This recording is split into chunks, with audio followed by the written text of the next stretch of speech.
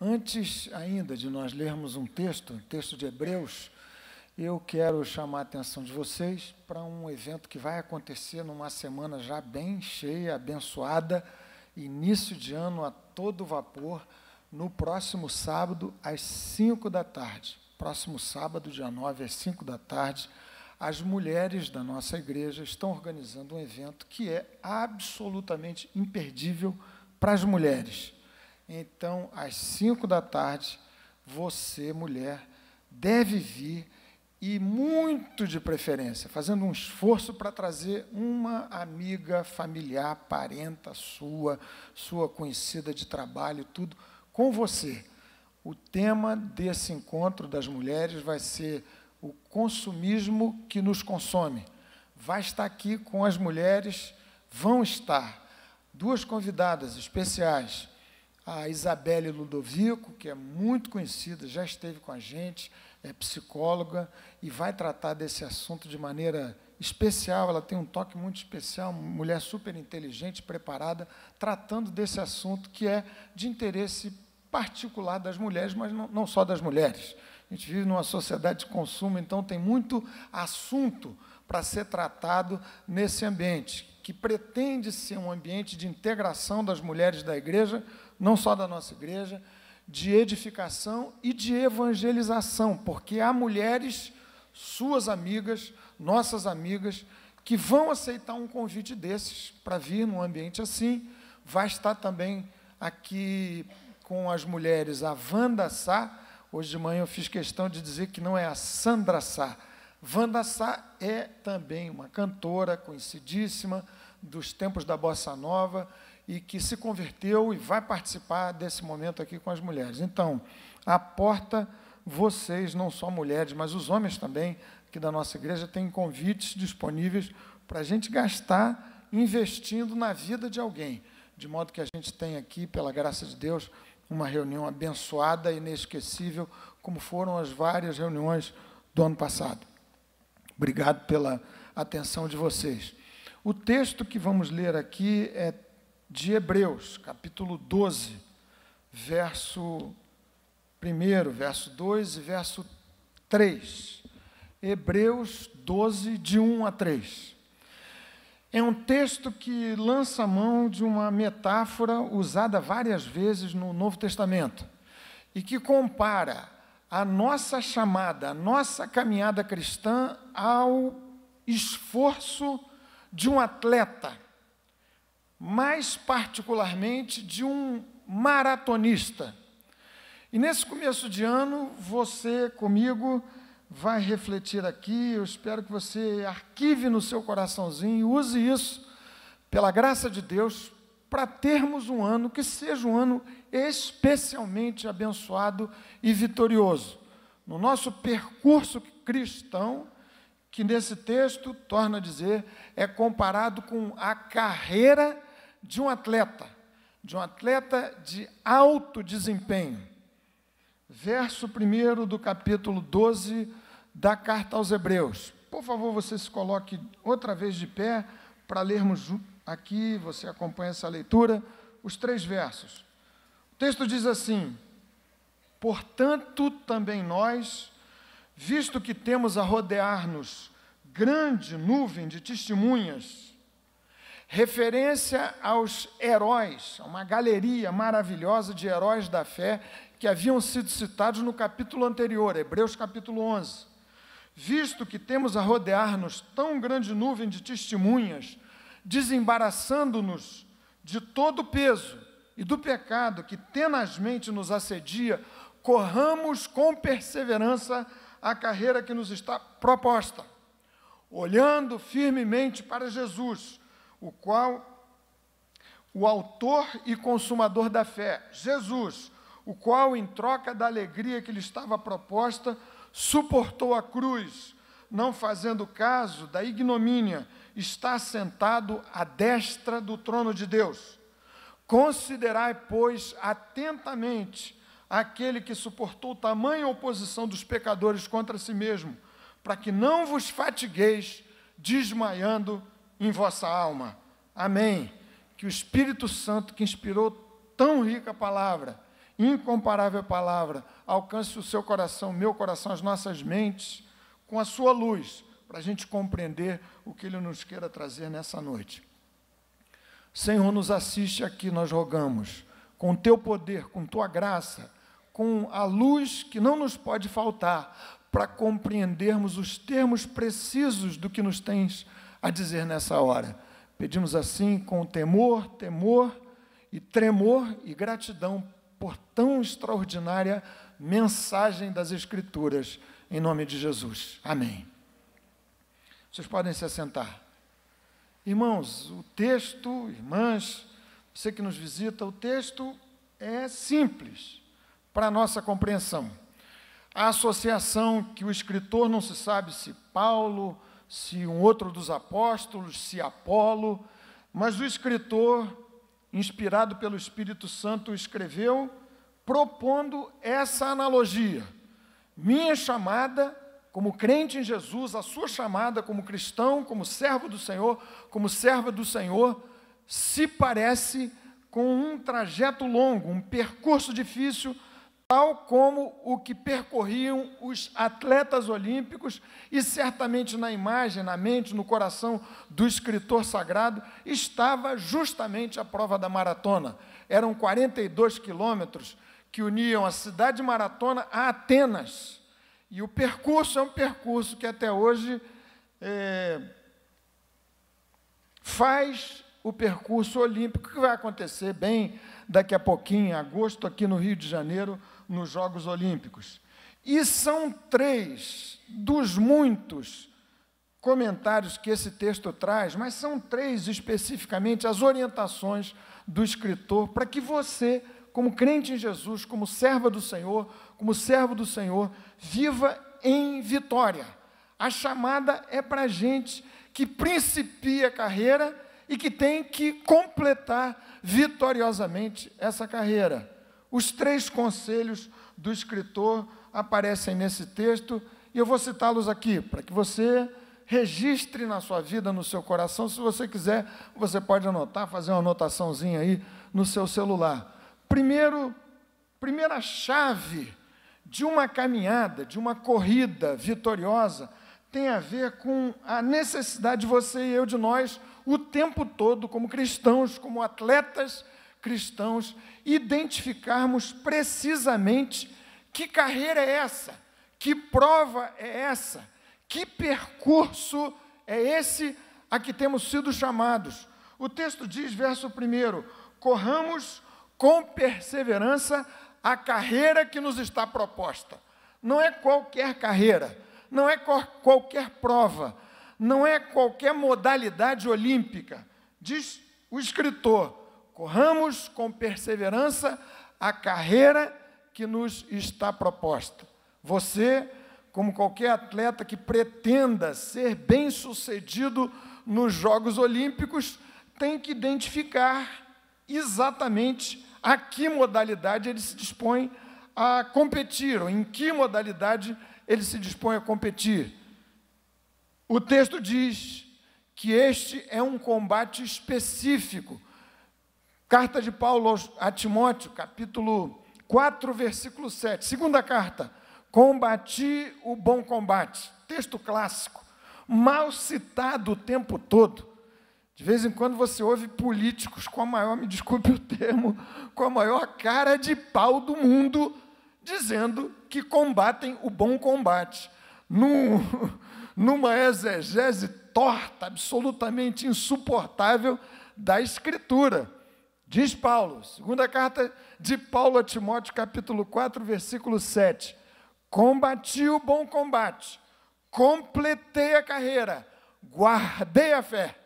Ele se referia a uma prova específica, com um alvo muito bem definido, com normas, com regras de que não se poderia fugir, sob pena e risco de perder-se o prêmio. Também se referia a Filipenses, capítulo 2, verso 12 a 16. Filipenses 3. Diz Paulo, quanto a mim, não julgo havê-lo alcançado, mas prossigo para o alvo, para o prêmio da soberana vocação de Deus em Cristo Jesus, nosso Senhor. Você tem que identificar que corrida é essa, que carreira é essa a que você tem sido chamado. E frequentemente a gente se perde, a gente esquece para onde está caminhando, que alvo é esse, quais são as regras, quais são as normas. Nos esportes você tem visto, tanto quanto eu, gosto muito de esportes, sou, num certo sentido, aquele tipo de esportista de final de semana, de vez em quando, jogo um futebolzinho com o pessoal lá do nosso condomínio, alguns dos membros aqui da nossa igreja participando, e acompanho o que acontece. Você sabe de alguns atletas de altíssimo desempenho que ganharam provas muito duras, dificílimas. Estou me lembrando aqui de um atleta super famoso americano, texano, chamado Lance Armstrong. Ganhou, acho que 8 vezes a prova mais difícil do ciclismo mundial, Tour de France, e até que se descobriu que esse super atleta atropelava as normas, turbinando o seu desempenho com doping. Recentemente, nosso Brasil aqui viu, quem gosta desse esporte, tem gente que acha que nem bem esporte é, um atleta do MMA brasileiro, conhecido pelo apelido de Spider, o Aranha, da mesma maneira, pego no doping. Essa carreira cristã, evangélica, com Cristo, a que você e eu temos sido chamados a empreender, inclui normas. Escrevendo a Timóteo na mesma carta, 2, capítulo 2, diz Paulo: igualmente o atleta não é coroado senão no lutar segundo as normas. Então, em primeiro lugar, para que você seja um atleta vitorioso em Cristo, na sua corrida, na minha corrida, na nossa chamada cristã, preciso ter em mente o tempo todo, a cada dia, a que estou sendo chamado. Hoje de manhã, a gente refletiu um pouquinho sobre isso também, lembrando do básico da nossa chamada cristã. Você foi chamado, eu fui chamado, resgatado, reconciliado com Deus por meio do que Cristo fez na cruz do Calvário, cujo sacrifício a gente acabou de recordar e celebrar dessa noite, para vivermos para a glória do nosso Deus. E tudo quanto você vier a fazer precisa estar ancorado a este sumo propósito da nossa carreira cristã.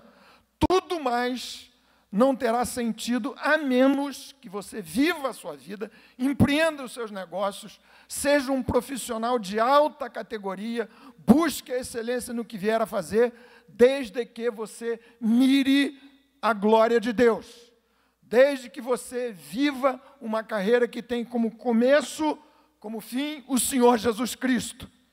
Diz o texto: olhando firmemente para o autor e consumador da nossa fé. Essa caminhada principia-se em Jesus e termina no Senhor Jesus. Ele é que me chamou, Ele dá sentido ao meu percurso, Ele empresta valor ao que eu vier a fazer, com aquilo que o Senhor me concede, a você, no seu ofício, na sua profissão, na sua casa, no seu lar. As coisas que você venha fazer têm que estar ancoradas em Jesus. Ele é o foco, é o alvo, é o começo, é o fim da minha carreira. Eu sou atleta de Cristo, significa dizer, vivo com foco no autor e consumador da nossa fé, Jesus. Carreira absolutamente cristocêntrica.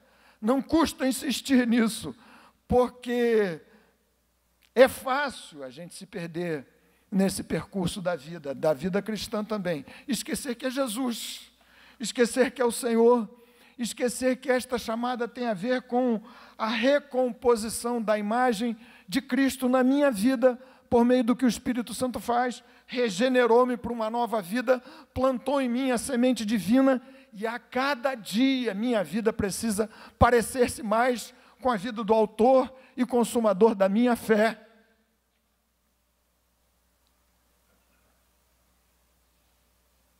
Estamos no começo do ano de 2016.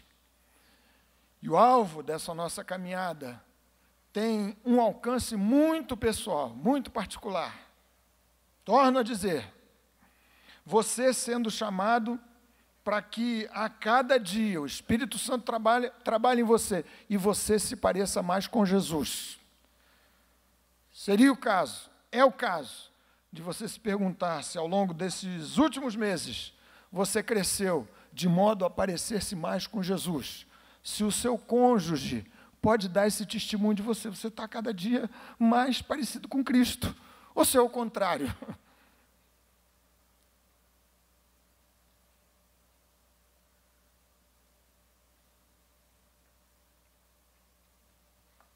Essa carreira, para além desse alvo de reconstituição da imagem de Deus, da imagem de Jesus, na sua vida, na minha vida, na nossa vida, tem um aspecto missionário, missional. Você e eu, nós, temos sido chamados a trabalhar para Jesus, para a glória do Senhor.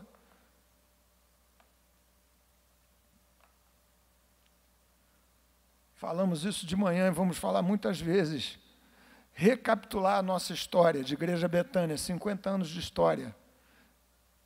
É um exercício que não pode passar em branco sem que a gente reflita o que nos cabe a fazer hoje, daqui para frente, próximo mês, nos próximos dias da nossa jornada, nos próximos anos, tantos quantos Deus nos vier a conceder nesses sítios.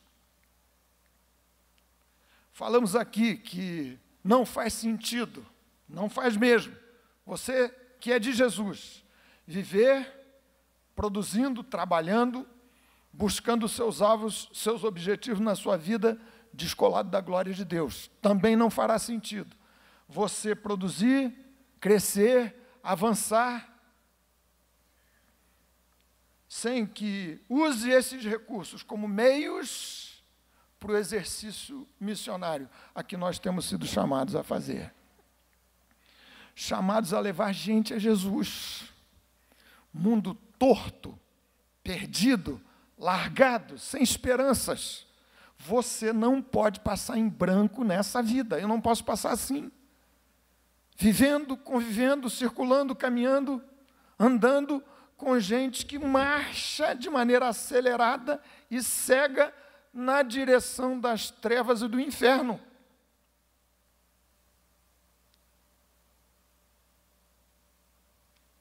Essa é a carreira a que Paulo se referia.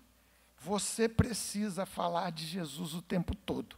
Comunicar essa mensagem com a sua experiência pessoal, com o seu modo de vida, com o seu jeito, com suas palavras, com o seu otimismo, bem fundado nas esperanças que ancoram a nossa vida nesses tempos tão difíceis. Você precisa levar alguém a Cristo, eu preciso fazer da mesma forma.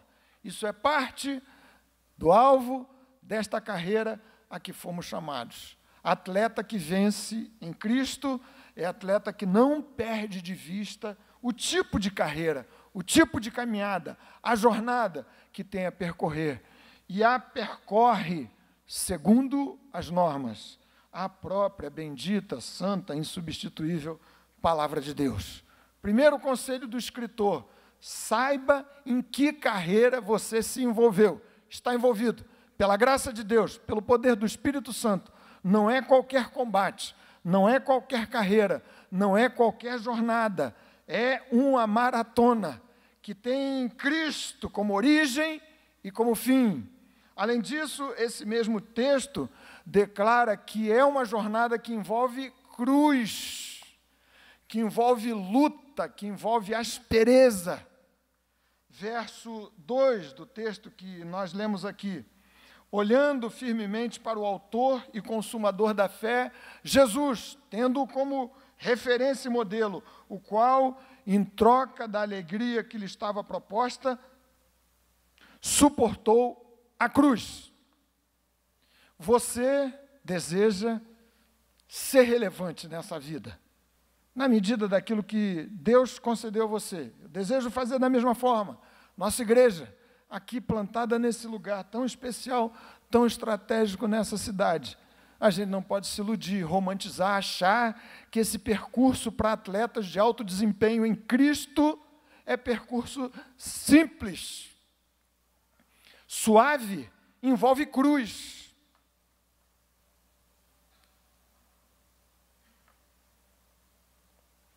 Já falamos aqui algumas vezes, me permitam repetir, não se enfadem disso, mas a gente precisa a cada dia pedir que o Espírito Santo, sob a luz da sua própria palavra, ou pela luz da sua palavra, nos ajude a compreender o que, afinal de contas, é a igreja. Nossa cabeça de consumista, assunto do sábado, de tarde aqui com as mulheres, parece que faz algumas associações impróprias com o ambiente do reino de Deus, com a própria igreja, como se aqui a gente vivesse em busca de uma espécie de spa espiritual. A gente descansar, claro, bom que a gente tenha descanso, mas para fazer alguma dieta, alguma coisa assim, ficar mais fit, melhorar. Gente amada, é um lugar de descanso, de encontro, de repouso, de forças que vão se recompondo para irmos à luta. Uma espécie de hospital de campanha, como alguém já disse, desses que são montados de maneira bem provisória no fronte da guerra, para assistir os feridos, os soldados, e devolvê-los para o campo de combate. E então temos sido chamados para honrar o nome de Jesus num terreno áspero, difícil, num ambiente frequentemente hostil ao Evangelho de nosso Senhor Jesus Cristo, que nos cabe, nos cumpre de maneira altamente honrosa levar, fazer avançar. Que carreira é essa? Identifique bem a sua carreira e não se iluda, ela envolve cruz, jornada pesada, jornada difícil. Você quer ser, como eu, no meu futebol, um peladeiro de final de semana, gordinho, nada contra os gordinhos, você já viu, falando lá na igreja do pastor Leandro, eu me lembrei dessa moda mais recente, que beneficia vários homens, que é aquela história de colocar a camisa para fora da calça. Suspeito que quem estabeleceu essa moda fez um favor para os homens, assim, mais de meia idade, como eu e como alguns de vocês aqui. Você coloca a camisa para fora da calça e aquela gordurinha extra desaparece, não é verdade? Mas se você deseja andar com Cristo como um atleta de alto desempenho, você precisa identificar exatamente a que você foi chamado. Que carreira é essa? Que jornada é essa? Viver para a glória de Deus com um exercício missionário claro, claríssimo, que chama você, que tem que chamar você a cada dia. Envolve cruz, tanto quanto envolve coroa. Missionário médico, largou a medicina, foi ser missionário num ambiente difícil, na China. Hudson Taylor escreveu o seguinte, acho que nunca li isso para vocês, mas é um texto citado por John Stott, sobre a sua febre, no sentido de ser um evangelista o tempo todo na sua vida. Há necessidade de nos darmos, disse Hudson Taylor, pela vida do mundo, uma vida fácil, que a si mesmo não se negue, nunca será uma vida poderosa. Produzir frutos exige suportar cruzes. Não há dois Cristos. Um acomodado para cristãos acomodados e um que luta e sofre para cristãos superiores. Há um só Cristo. A grande comissão não é uma opção a ser considerada, mas um mandamento a ser obedecido. Ide por todo mundo, pregai o evangelho a toda criatura, fazei discípulos, diz Hudson Taylor, de maneira muito apropriada. Não é uma opção para alguns cristãos missionários, mais abusados, mais ousados, mais intrépidos, mais dedicados, mais um mandamento a ser cumprido por mim, por você, por todos nós que nos vimos como servos do Senhor, empreendendo essa maratona bendita, extraordinária, maravilhosa. O texto fala de uma segunda recomendação que eu quero deixar aqui com vocês. Para você ser vitorioso, levando em conta esse horizonte difícil do ano de 2016 com Cristo, daí por diante, você precisa se manter em forma. Em forma. Verso 2. Verso 1 mesmo. desembaraçando-nos de todo peso. Diz o escritor aos Hebreus, e do pecado que tenazmente nos assedia. Corramos com perseverança a carreira que nos está proposta. Se é fundamental você compreender a que você foi chamado, viver para a glória de Deus com um compromisso missionário que é seu, meu, nosso, em Jesus, de evangelizar, de falar de Cristo, de fazer o bem, também é preciso que você se mantenha em forma como atleta cristão. E o escritor, de modo super interessante e rico nesse texto, sugere duas questões a serem consideradas, dois elementos que podem comprometer de maneira trágica a forma do atleta cristão. Ele se refere a pesos que não são pecado, e se refere de maneira direta a pecado, pesos e pecados. Desculpem mais uma vez aqui o exemplo, talvez chão demais, mas um irmão nosso aqui, não sei se ele está hoje aqui, é o Leonardo Aguiar, me contou esses dias que fez uma caminhada com dois atletas que a gente tem aqui na igreja, um deles hoje é lá da litorânea, que gosta demais de caminhadas, é o Geraldo, esposo da Marília, e o Duca. E o Leonardo me disse que fez uma caminhada dessas que eles gostam de fazer, já me chamaram várias vezes para essas caminhadas. Eu confesso a vocês que eu prefiro me guardar, com medo do que possa acontecer. Mas, enfim, diz o Leonardo, que é mais jovem que os dois, Duca e Geraldo, e que foram fazer uma caminhada dessas longas por aí, passar a noite não sei aonde e tudo mais. E o Leonardo me disse, Leonardo está por aqui? Não. Está aí, Leonardo. Leonardo disse que levou uma mochila bem pesada. Bem pesada. Não estava muito habituado com esse negócio, com medo, talvez, né, Leonardo, de faltar provisão, água ou qualquer recurso. Botou aquela mochilinha, nada adequada para aquele percurso. Um peso nas costas. E disse que percebeu que os experientes atletas, Geraldo e Duca, iam com um negocinho leve nas costas, muito mais próprio para quem vai caminhar. E, você sabe, o equipamento faz toda a diferença. O tipo de calçado, o jeito como você se veste. A gente sabe dessa experiência de atletas de alto desempenho, por exemplo, nadadores. E recente, uma entrevista do César Cielo. Ele se depila todo. Não é por vaidade masculina, não. É para deslizar melhor, se livrando do peso. E o que o escritor aos Hebreus diz é que você e eu, para termos um desempenho que nos conduz à vitória final em Cristo, precisamos o tempo todo identificar que pesos nos pesam sobre os ombros na nossa jornada cristã. Cito alguns, tirados de textos bíblicos. Por exemplo, Jesus se referiu, Mateus capítulo 23, a pesos que escribas e fariseus colocavam sobre os ombros dos fiéis, judeus. E disse Jesus, denunciando aquele comportamento impróprio, vocês colocam esse peso que nem vocês conseguem carregar. Dizia a respeito a apêndices, a doutrina sadia da palavra de Deus, apostos à lei, regras, preceitos que nada tinham a ver com o sentido da lei de Deus. Você precisa cuidar para não se envolver com doutrinas que acabam representando peso. Complemento à obra de Cristo na cruz do Calvário. Graça, e lá pelas tantas está você envolto em 1000 pesos. Paulo denunciou esses pesos também, escrevendo aos Gálatas e aos Colossenses da mesma forma.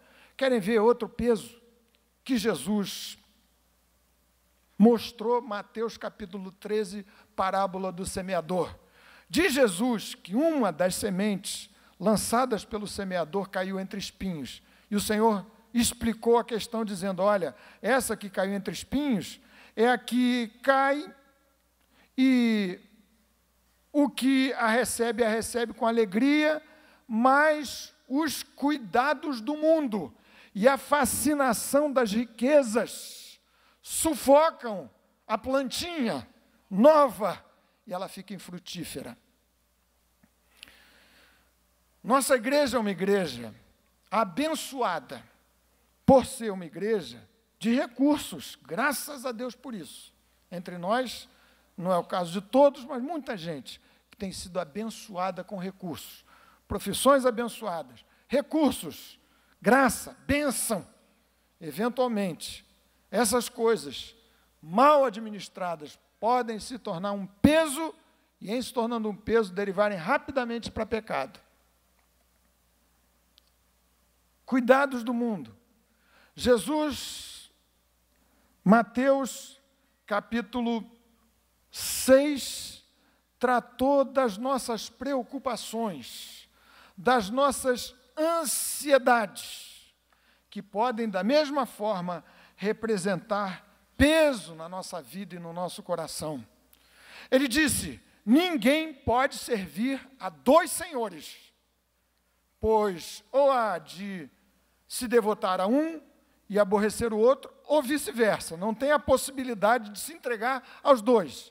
E disse Jesus: vocês não podem servir a Deus e às riquezas. E emendou: por isso vos digo, não andeis ansiosos de coisa alguma. Justas preocupações em torno da sua sobrevivência, da minha, da nossa. Você precisa se empenhar para ser o melhor dos profissionais para a glória de Deus, onde quer que Deus o tenha colocado, para servir. Mas a linha limítrofe entre viver para a glória de Deus, fazer o melhor, servir como para o Senhor e fazer disso um cuidado que pese sobre as minhas costas, é muito tênue e eventualmente imperceptível, a que a gente precisa dedicar especial atenção. Pesos. Bênçãos que Deus nos concede, que podem se tornar pesadas. Depois você leia o texto de 1 Coríntios, capítulo 7, verso 29 em diante. Texto estranho, de interpretação difícil. Paulo trata do casamento. E ele diz: olha, gente, o que eu quero é o seguinte, que quem compra, viva como se não comprasse. Quem se case, viva como se não estivesse casado. Ele não está aqui recomendando que você viva distante da sua família e do seu cônjuge. Mas diz ele: o que eu quero é que vocês estejam livres de preocupações para melhor servirem ao Senhor. Até a graça, até a bênção que você recebe pode se tornar eventualmente um peso na sua vida. É questão de você priorizar as coisas, estabelecer uma escala de amores. No final das contas, o peso que eventualmente deriva de maneira sutil e rápida para pecado é o desvio nessa escala de amores. Quem é que determina o senhorio da sua vida, o caminho, o rumo? Quem é o seu grande amor, o meu grande amor? Livrem-se dos pesos e do pecado que nos assedia tenazmente. E do pecado que nos assedia tenazmente. Atleta de alto desempenho, para manter-se em forma, precisa identificar na sua vida situações de pecado. Me permitam aqui dizer, por favor, vamos olhar a Bíblia e vamos evitar esses exercícios que frequentemente levam a gente a se perder e a botar peso nas nossas costas. Coisa do tipo seguinte: pecado acontece quando você não frequenta determinado número de vezes a igreja, ou determinadas reuniões na igreja. Gente, não é isso não. Não é assim não. Isso não tem nada a ver com a Bíblia. Claro que a sua ausência da comunhão pode ser indicativa de pecado estabelecido na sua vida, na minha vida, na nossa vida, no nosso coração. Claro. O próprio escritor aos Hebreus declara: não deixando de nos congregar, como é costume de alguns. Mas pecado significa alguma coisa mais profunda. É o estabelecimento de determinados ídolos que governam o nosso coração, os nossos amores. que definem as nossas preferências. É um retorno à escravidão de que Jesus nos libertou. Efésios capítulo 2 diz o texto do modo mais claro, cristalino possível. Éramos governados pela vontade da carne, dos pensamentos, andando segundo o curso deste mundo e segundo os ditames tirânicos do diabo. E Jesus, por seu poder, nos libertou dessa escravidão e nos colocou sob o governo seu próprio, do seu amor. Reino do Filho do seu amor. E então, nesses termos, é que a definição de pecado tem que ser estabelecida. A gente pode frequentar muito a igreja, eu espero que vocês frequentem bastante. Longe de mim desincentivar algum de vocês a isso. A gente precisa ler a Bíblia intensa e apaixonadamente. Mas pecado se estabelece no nosso coração quando a gente muda as prioridades dos nossos amores. Quando o governo se transfere do nosso Senhor que nos libertou para mim mesmo. E eu começo a ser o centro.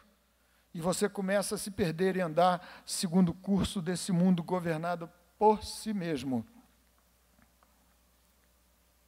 Andar em forma, mantenha-se em forma, para que você seja um vencedor. E o terceiro conselho, tão especial desse texto, de Hebreus capítulo 12, esses 3 versos, tem a ver com o seguinte: não corra sozinho, não ande sozinho nessa jornada.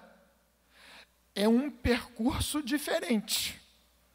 É uma prova que não se pode empreender sozinho. O texto começou por aludir a uma grande nuvem de testemunhas. Referência, como disse antes, a Hebreus capítulo 11. Nossa memória precisa se reportar o tempo todo a esses que nos inspiram. Gente que venceu, que passou sufoco, que foi ao cativeiro, que morreu, segundo o texto diz, passados ao fio da espada, e venceram em Jesus. Referências que eu preciso guardar o tempo todo. Mais do que tudo, o texto diz, caminhem, melhor dizendo, corram com perseverança, olhando o tempo todo para Jesus. Ele tem que ser minha referência e o meu companheiro de toda essa jornada longa, difícil, que envolve momentos de alto sofrimento e de cruz. Andem com Jesus. Você já deve ter visto aquela cena que é muito comovedora nas Paralimpíadas, de corredores que não conseguem enxergar e que andam com um corredor guia. Já viu isso? É um atleta que se coloca ao lado daquele atleta com algum tipo de deficiência e vai conduzindo, e vai levando. Não ande sozinho. Olhe para Jesus, nossa grande referência. Mas é interessante que o texto também diz o seguinte, o tempo todo é a forma plural. Corramos. Corramos com perseverança. Nós todos, juntos. Espero que o Espírito Santo ajude você a perceber cada vez com mais intensidade que é o tipo de empreendimento para fazermos, em nome de Jesus, olhando para Ele, sob os seus auspícios, sua direção, sua companhia, na inspiração dessas referências maravilhosas que a gente tem, e até perto de nós, muitas, fundadores dessa igreja, que nos abençoaram tanto, que são tão inspiradores, olhando para Jesus e andando juntos, uns com os outros, Você não precisa ter na igreja todos os seus irmãos e irmãs como seus amigos íntimos. Não é assim, isso não funciona dessa maneira. Gente com quem você se afina mais ou menos, mas você precisa estar ligado nesse corpo, conectado, junto. Falei de manhã, vou falar novamente. Esse é um esforço de que mais gente da nossa igreja se beneficie do movimento de células. Tenho ficado muito surpreso com o que tenho visto, testemunhando pessoalmente o que acontece em vários dos nossos grupos que se reúnem durante a semana. Impressionante. Gente que se conecta e que participa das dores uns dos outros. Momentos difíceis. Tem participado de funerais aqui na nossa igreja. E a gente vê esse grupo junto, ligado, intenso, não escapando do ocular daqueles poucos ali que estão bem reunidos, que vivem para cuidarem uns dos outros de maneira mais próxima, mais intensa.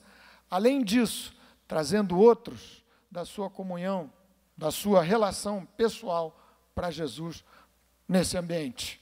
Há outras formas. A gente vê aqui, às quintas-feiras, os homens de palavra, um grupo tão ligado uns com os outros, orando uns pelos outros, é inspirador. Vê-los assim, as Déboras, às terças pela manhã, orando intensamente há anos. Não corra sozinho. Essa jornada difícil e tão desafiadora a que nós temos sido chamados.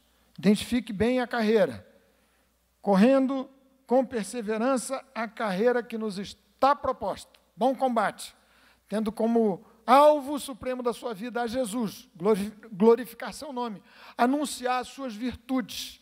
Você precisa se manter em forma. Você não pode ser, desculpe novamente dizer, crente tipo peladeiro de final de semana, fora de forma, sem shape nenhum, que não aguenta correr nada. Serve para esses esportes que são apêndice da nossa vida, mas não serve para a nossa experiência cristã. Você só sobrevive se mantiver em forma, livre de pesos, dos excessivos cuidados, coisas que sejam bênçãos e que eventualmente dominam toda a sua vida e deixam de ser bênção para ser um tropeço na sua experiência pessoal. Pecado, você tem que chamar pecado pelo nome. E esse termo tem sido dos mais impopulares nessa cultura pós-moderna. É pecado mesmo. E há coisas que são pecado e o texto sagrado nos indica quais são elas, de que você deve se desviar. E o princípio e a origem, torna a dizer, tem a ver com o senhorio. Cristo como seu Senhor. Finalmente, não corra sozinho essa jornada.